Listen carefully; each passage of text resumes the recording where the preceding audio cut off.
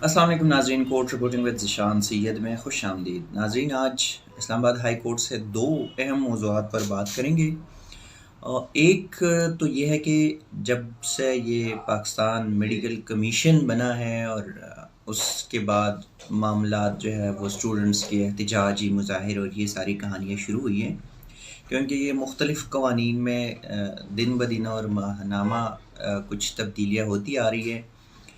تو M D CAT امتحانات کے حوالے سے آج بات کریں گے۔ آپ لوگوں کو یاد ہوگا جب ایم ڈی کیٹ امتحانات میں بڑے پیمانے پر جو ہے وہ باضابطگیاں ہوئی تھی، اس کے خلاف احتجاج بھی ہوئے تھے ملک بھر میں۔ اسٹوڈنٹس جو ہے وہ پی ایم سی کے سامنے انہوں نے مار بھی کھائی تھی، جیلوں میں بھی گئے، اور ان کا یہ تھا سٹانس، یہ تھا جبکہ میڈیا کو بتایا بھی یہ گیا تھا کہ جو ایم ڈی کیٹ امتحانات ہیں ان کا جو ٹھیکہ جس کمپنی کو دیا گیا تھا وہ کمپنی رجسٹرڈ بعد میں ہوئی اور ٹھیکہ ان کو پہلے دیا گیا تھا۔ پھر اسٹوڈنٹس کے جو نتائج آ گئے تھے وہ نتائج بھی ایسے کہ ایک بندے کی نتائج جو ہے اگر کسی کو ابھی 85 مارکس دی ہے تو سیکنڈ رزلٹ دے کے اس کی 40 پہ آ گئے ہیں، یا کسی کو اگر 50 مارکس دیے تو سیکنڈ رزلٹ پہ 60 پہ گئے ہیں۔ مختلف قسم کے سنگین غلطیوں پہ مشتمل دو دفعہ پاکستان میڈیکل کمیشن نے جو نتائج جاری کیے تھے میڈیکل کے طلباء و طلبات کی، اس کے بعد ملک بھر میں احتجاجی سلسلہ جاری ہوا۔ پیپرا میں بھی درخواستیں گئی، Lahore high court, Peshawar high court, Islamabad high court, Pakistan medical commission میں بھی ایون ٹریبیونل کے سامنے درخواستیں گئی ہیں۔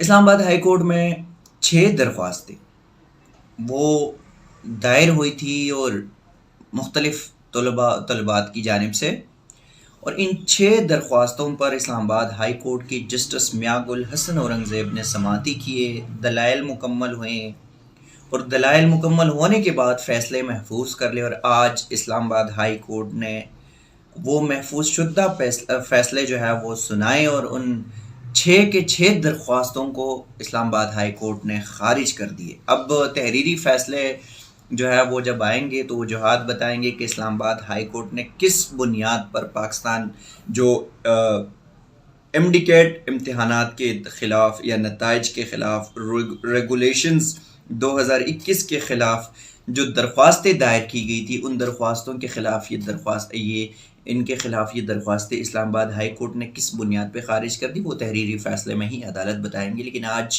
چونکہ اناؤنسمنٹ تھی، اناؤنسمنٹ میں شارٹلی عدالت نے ڈسمس کہہ دیا۔ دوسری جانب ایک اور کیس کا بھی حوالہ آپ کو دیتے ہیں، آپ کے ساتھ شیئر کرتے ہیں۔ آپ کو یاد ہوگا پاکستان پیپلز پارٹی کے ایک لوکل رہنما ہیں مسعود الرحمان عباسی، انہوں نے ایک تقریر کی تھی، اور تقریر میں وہ توہین عدالت کے مرتکب پائے گئے تھے۔ وہ تقریر انہوں نے ججز کے خلاف کی تھی، اور خاص کر چیف جسٹس پاکستان کے خلاف یہ تقریر ان کی تھی، اور اس پر اسلام آباد سپریم کورٹ کی چیف جسٹس نے نوٹس لیا تھا، خود نوٹس، اور ان کو گرفتار کیا تھا۔ حالانکہ اس کے بعد گرفتاری کے بعد ان کو اڈیالہ جیل میں رکھا گیا تھا، اور ان کے اوپر جو دفعات لگائے گئے تھے وہ ایف آئی اے نے کاؤنٹر ٹیررزم کے دفعات لگائے گئے تھے۔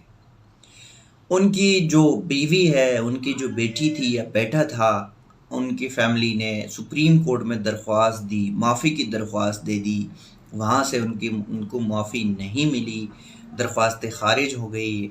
انسداد دہشت گردی میں انہوں نے درخواست دی ضمانت کی، وہاں سے خارج ہو گئی وہ درخواستیں۔ آخر کار وہ معاملہ جو ہے اسلام آباد ہائی کورٹ پہنچا، اور اسلام آباد ہائی کورٹ کی چیف جسٹس اطہر من اللہ نے ان کیس کی سماعت کی۔ مسعود الرحمان عباسی کی آج اسلام آباد ہائی کورٹ نے درخواست ضمانت منظور کر لی۔ یہ وہ مسعود الرحمان ہے جس نے اپنی ایک سیاسی جلسے کی تقریر میں عدلیہ کو گالیاں دی تھی، اور بہت بڑی گھنونے الفاظ کا استعمال کیا تھا انہوں نے۔ سپریم کورٹ نے اس پہ ایکشن لیا تھا، توہین عدالت کا، ان کو گرفتار بھی کیا تھا۔ جون 2021 سے یہ گرفتار تھے، اڈیالہ جیل میں قید تھے۔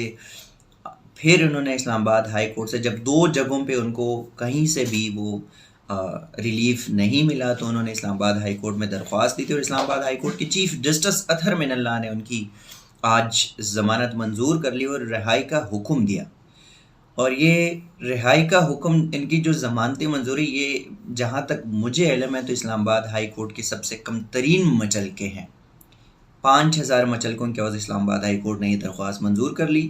ڈپٹی اٹارنی جنرل بھی عدالت کے روبرو پیش ہوئے اور عدالت نے یہ بتایا کہ کیسے ان کو گرفتار کیا، کب تک اب ان کو جو ہے وہ رکھا گیا جیل میں. تو ڈپٹی اٹارنی جنرل کی جانب سے یہ کہا گیا کہ ان کے اوپر کاؤنٹر ٹیررزم کی دفعات ہے، جس پر عدالت نے خاصی برہمی کا اظہار کیا ایف آئی اے پر، اور بتایا کہ کس قسم کی، کیسے ممکن ہے یہ جو کاؤنٹر ٹیررزم کی، اگر ایک بندے کی تقریر کے اوپر آپ کیسے ٹیررزم کی، دہشت گردی کے دفعات لگا سکتے ہیں.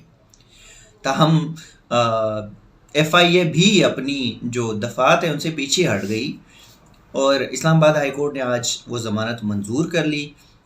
اڈیالہ جیل میں تقریباً 6 مہینوں سے جو ہے وہ قید مسعود الرحمان عباسی، وہ بہت جلد آج یا کل تک جو ہے وہ ممکن ہے، کیونکہ آج اور کل ہی ورکنگ ڈیز ہے، اس کے بعد ویکینڈ ہے تو ویکینڈ میں پھر ممکن نہیں ہوگا، لیکن وہ بہت جلد ہی اسی ہفتے جو ہے وہ جیل سے رہا ہوں گے. ایک اور چھوٹا سا ایک ایشو ہے کہ اسلام آباد ہائی کورٹ میں یہ کیا تھا کہ جو بھی لوگ وہ جب یہاں پہ درخواست دائر کریں گے، کیس کے لیے آئیں گے سائلین، تو وہ اپنا بائیو میٹرک ضرور لگوائیں گے. گزشتہ روز اسلام آباد ہائی کورٹ جرنلسٹ ایسوسی ایشن نے یہ بات چیف جسٹس اطہر من اللہ کے علم میں لائی کہ ایک بزرگ خاتون، 70 سالہ خاتون جو ہے، ان کو ہاتھوں سے پکڑ کے وہ لا رہے تھے اور ان کو صرف اور صرف بائیو میٹرک کے لیے لایا گیا. اس کا انہوں نے ایسوسی ایشن یہ ذکر کیا تھا اور درخواست کی تھی کہ اس کے لیے کوئی حل نکالے، جس پر اسلام آباد ہائی کورٹ کی چیف جسٹس نے ایکشن لیتے ہوئے آج ہی یہ نوٹیفیکیشن جو ہے باقاعدہ نوٹس جاری کیا کہ جو 70 سال یا اس سے زائد المیعاد جو بوڑھے لوگ ہیں ان کے بائیو میٹرکس ہے جو ہے ان کو استثناء قرار دیا. اسلام آباد ہائی کورٹ کا ایک بڑا اچھا فیصلہ رہا. اب جتنے بھی سینئر سٹیزنز ہوں گے وہ اگر اسلام آباد ہائی کورٹ میں کیس کرنا چاہیں گے یا ان کی کوئی کیسز ہے تو ان کو اسلام آباد ہائی کورٹ میں بائیو میٹرک کی آنے کی ضرورت نہیں ہے، کیونکہ اسلام آباد ہائی کورٹ نے ان کو بائیو میٹرک سے استثناء قرار دے دیا. ناظرین، یہ 3 اہم ایشوز تھے آج آپ کے ساتھ بحث کی. اس پہ امید کرتے ہیں آپ کو پسند آئے ہوں گے. اب تک کے لیے اتنا ہی. مزید اس قسم کے جو بھی ویڈیوز ہوں گے عدالتی سفر نامے کے تو آپ کے ساتھ شیئر کرتے رہیں گے. تب تک کے لیے دیجیے گا اجازت. اللہ حافظ.